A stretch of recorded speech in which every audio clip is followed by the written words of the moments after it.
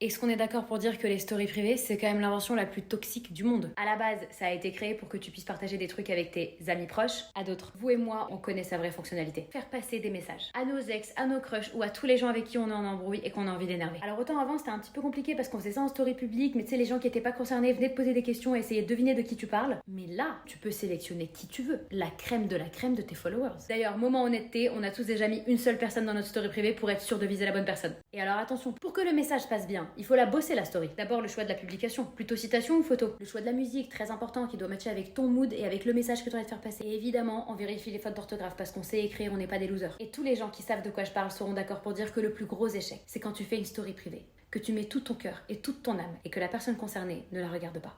Et ça c'est dur parce que non seulement t'as perdu 3 heures de ta vie à éditer cette story et en plus t'as perdu les 24 heures qui ont suivi à regarder toutes les 10 minutes si il ou elle l'avait vue. Et je vous jure que cette situation elle est tellement énervante que t'as limite envie d'envoyer la story à la personne concernée en